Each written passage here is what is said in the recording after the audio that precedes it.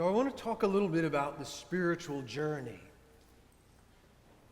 Paul, the Apostle Paul's on a spiritual journey. And in this little piece of the letter he wrote to the church at Corinth, in a small space we get a pretty good little picture of his journey. In the early days, he's caught up into the third heaven. He's head over heels, over the moon. And he hits a discouraging patch on the path. I've got a thorn in my flesh. Darn it, I can't seem to fix it, and God won't either.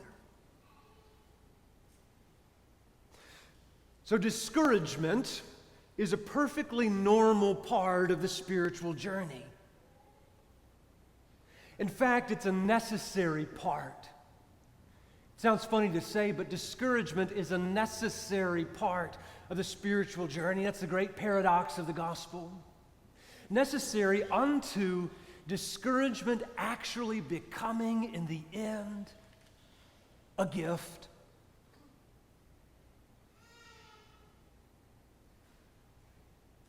Discouragement is a normal part unto eventually becoming a gift of the spiritual journey.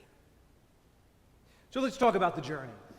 In the early days of one's spiritual journey, and the early days could be the early years, early seasons. In the early days of one's spiritual journey, one hits a rough patch from time to time, right? Feels lost, put upon, discouraged. And it's quite normal in the early days when one feels discouraged to go to prayer.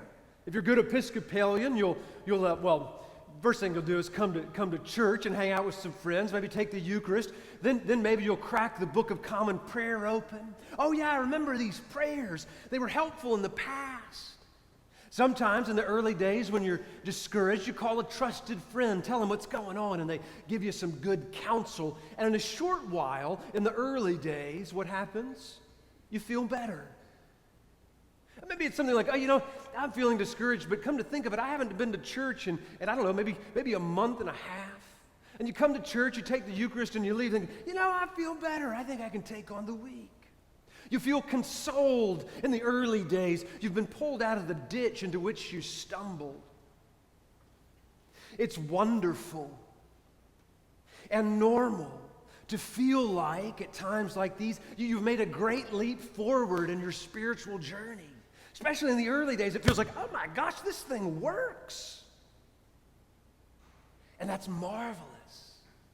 And the consolation you feel that pulls you out of your discouragement will be like a great treasure to you. And you should treasure it. Like write about it so when you do forget, you can go back and remember. You prayed and it worked. You made your way through a dark and discouraging time. Your confidence has been put back in place. You can smile again and carry on. In the early days, you know what I'm talking about. You feel connected to God and your neighbors, and things go reasonably well for a while. And then you become discouraged again, because that's how life works, a bit of up and down. And when you become discouraged again, you remember the prayers and the church and the prayer book and the trusted friend. You use all the same spiritual resources to get yourself out of the ditch of discouragement, and it works again, and you smile. Another little leap forward on the path. You carry on. And then, having done this through cycle after cycle a few times in the early days, then you have an experience that you hesitate to tell people about. Now, one fine day, you're walking the dog in the afternoon and the sun is just right, or maybe it's during your morning prayers and it's still dark outside. Whatever the case, you experience sort of a thin moment, like you're caught up into the third heaven. You experience, some of you, maybe even what these mystics and contemplatives write about. Union with God. A moment in your life where you lose track of time and everything else, and you and God disappear as other than each other. You are one. In the early days. Life is good, you think to yourself. Even when it's not so good, I've got some resources. I've just got to remember to pray, you think to yourself in the early days. And along the way, as the years pass, you go through this cycle over and over again. You've been at your relationship with God for a long time now, you think to yourself, and your faith feels strong, and it seems to be deepening over the seasons that pass. The early days, you know? And then something shifts. Something changes. Well, hardship hits again like it does. Well, maybe sickness comes upon you or someone you love, or maybe a feeling of aridity or boredom becomes characteristic of your prayer life. Maybe you start to become overly affected by what other people think of you. Or maybe worse, you start to not care about other people at all and easily hold a grudge. Your life feels like this real sort of garden for resentments. Whatever the case, something changes and a cloud of discouragement comes upon you that you cannot shake. You try everything and the cloud won't lift. You begin to wonder if you will ever see the blue sky of God's presence above you and around you ever again. Some days you begin to doubt that the early days and all of their fruit even happened. Did I imagine that?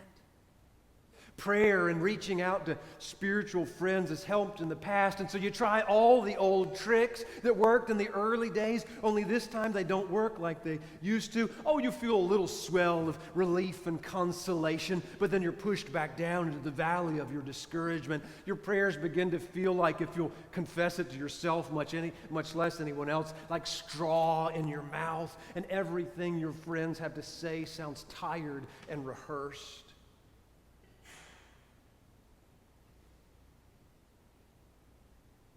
It's a terrible feeling that you're embarrassed.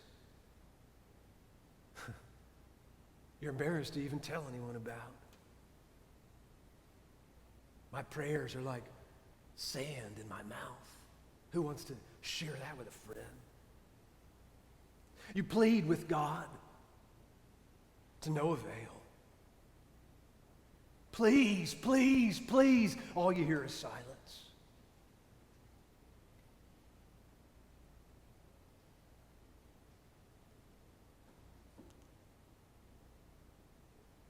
The good news is that this is a perfectly normal stretch of road on the spiritual journey. In fact, this aridity, this darn it, it's not working anymore feeling couldn't be more normal. At least half the people in this room know exactly what I'm talking about.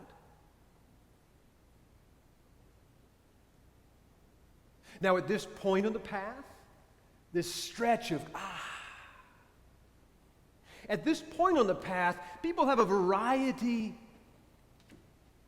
of sort of reactions to the difficulty. At this point, many people just give up. You know, I was really only going to church because mom or my spouse wanted me to. You know, the more I think about it, the church is just full of hypocrites anyway. I'm agnostic at best. Others become lost in despair. A sadness just comes upon them like a suit of clothes.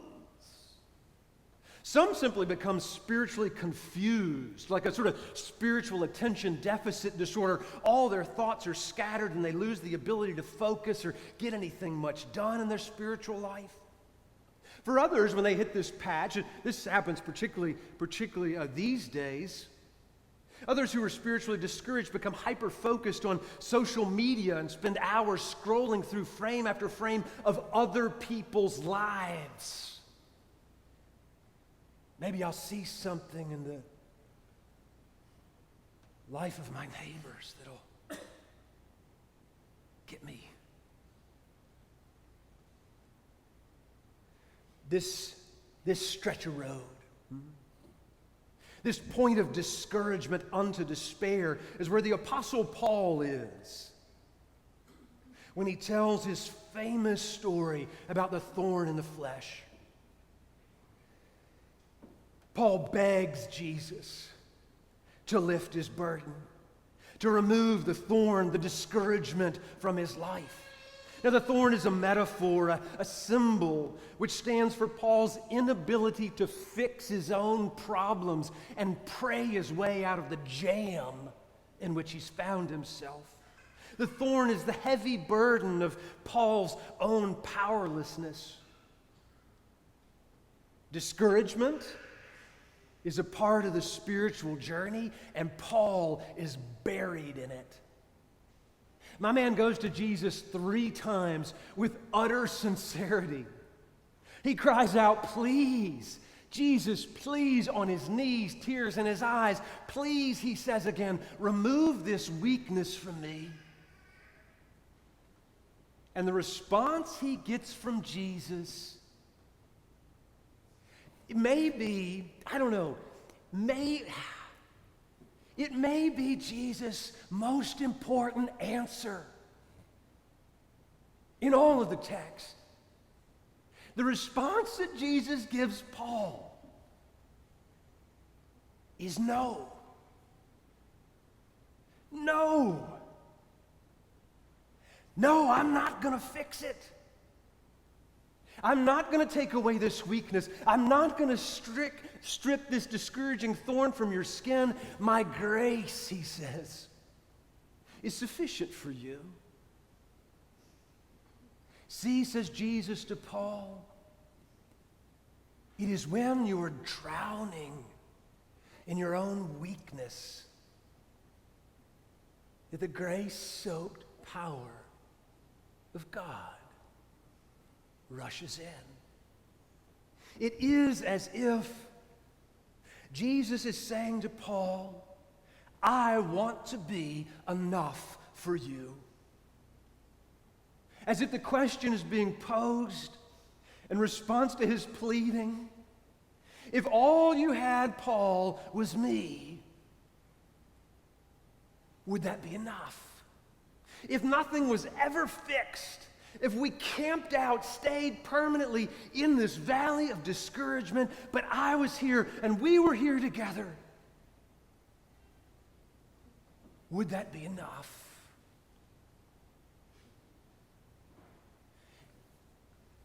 Only the sheer pain of visceral discouragement can ask that question at its true depth.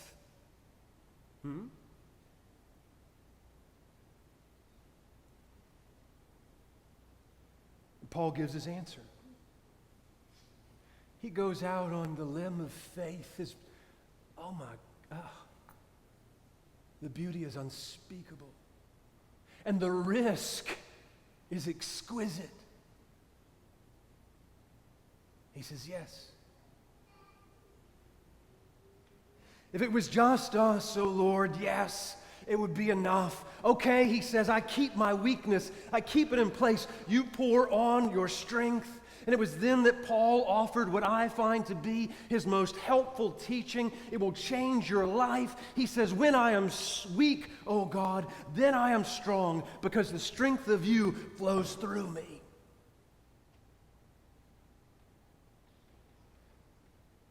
Now, most of the people I know do not like that teaching. I'm a man. I can speak about men. All right, I don't know if I can or not, but I'm going to. Most of the men I know hate that teaching. Powerlessness is our greatest treasure. Don't try to get rid of it, says Father Thomas Keating. Paul says, when I am weak, then I am strong. Most of us want to say, no, when I am strong, then I'm strong. Look at me. Look how strong I am.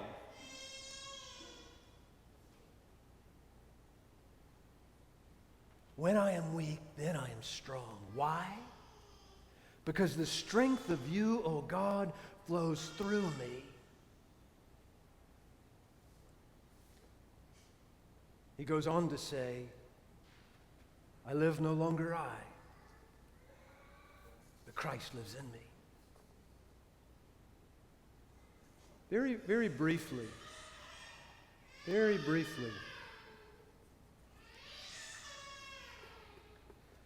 A few years ago, I was feeling uncommonly discouraged and unsettled.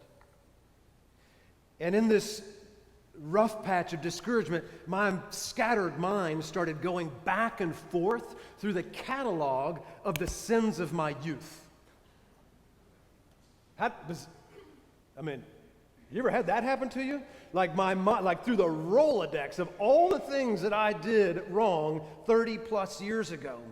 And it stuck, it like caught on a particular thing I did when I was 16 years old. I remembered a time when I stole something when I was a teenager more than 3 decades ago. Now, when I had long ago confessed the sin, long ago received absolution, long ago made amends. Since that point, made living amends 1,000 times over. This thing is done, put to bed, it is finished. But my mind grabbed it up, and it became a thorn in my flesh like no other, a discouragement that would not leave me alone. See, what I wanted was not to have committed the sin. I wanted a different past. See, I wanted to be perfect, to never have been the guy that did that thing. I called a friend because it had worked in the past, and I shared my mad lament with my oldest and my best friend. He did not give me any advice. He admonished me. He said, "Brother, I got a question for you. When are you going to quit white-knuckling your life so that you can receive a little grace?" I said back to him, "Are you talking about letting go so God can have me?" And he said, "Yeah, when are you going to let go?"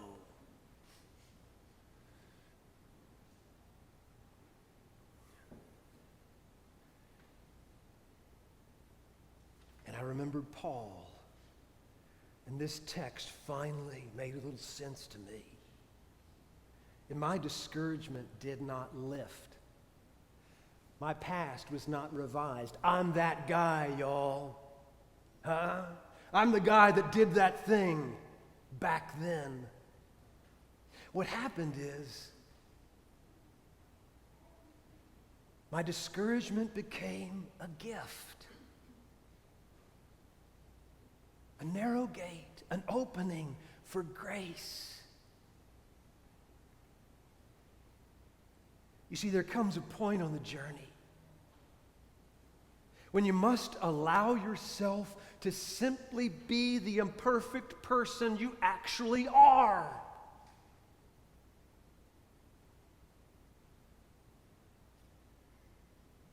Lean into the discouragement. And get ready. Because grace is about to make your weakness your strength. Discouragement is a gift. A gift. When I am weak, then I am strong. Because the strength of you, O God, flows through me. Oh, gift. Amen.